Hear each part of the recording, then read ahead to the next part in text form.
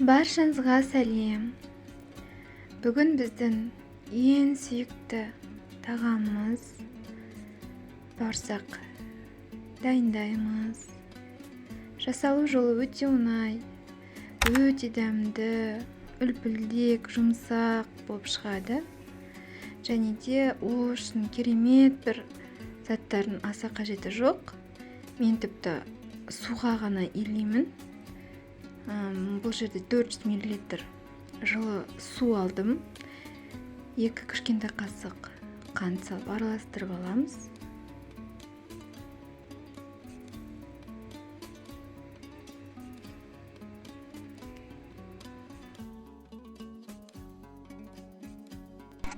Үстіне 2 кішкентай қасық дрожжи қосамыз да.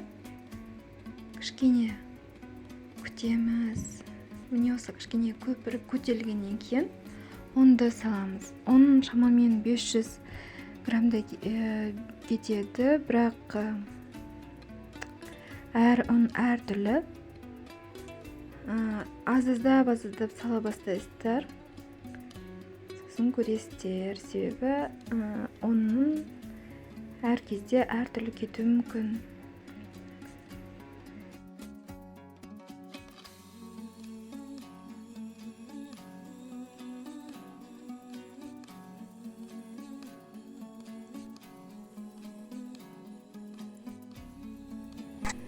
Міне видеода көріп тұрғандарыңыздай өте жұмсақ болады.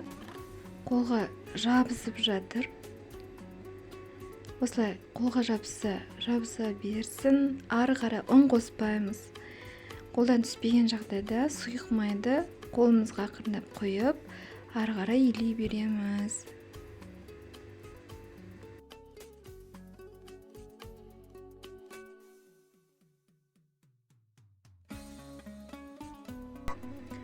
Міне осындай болып шықты. Осындай жұмсақ, қолға жабысқақ болғанның арқасында бауырсағымыз өте жұмсақ болып шығады. Тіпті бірнеше күн өтсе де сол жұмсақтығын сақтап қалады.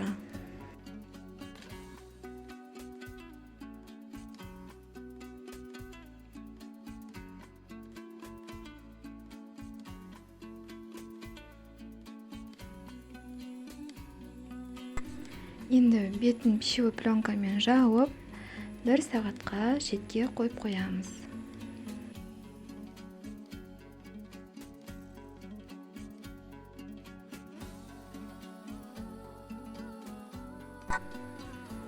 Біздің нанымыз көтерілді.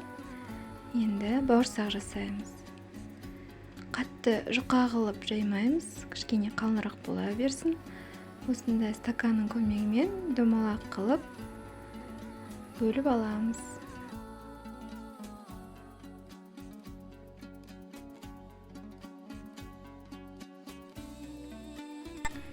Ендігі барлығын осылай дізіп қойып қоямыз. Үстін тағы да пищевой пленкамен не болмаса матамен жауып, тағы бір жарты сағаттай қойып қоямыз. Майға қуырамыз. Асты қатты қызып кетпеуі қажет. Ондай болса биік болып көтерілмейді. Және де күйіп кетуі мүмкін. Орташа қаттылықта газымызды қосып, 2 жағынан қуырып аламыз.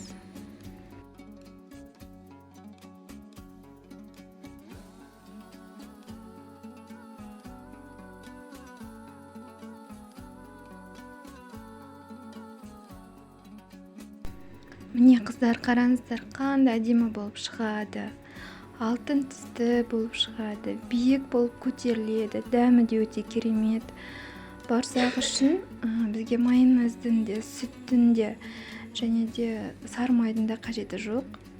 Осылай құр суға иленген, жұмсақ болып иленген бауырсақтың өзі дәмді болып шығады. Жасап көріңіздер, астарыңыз дәмді болсын.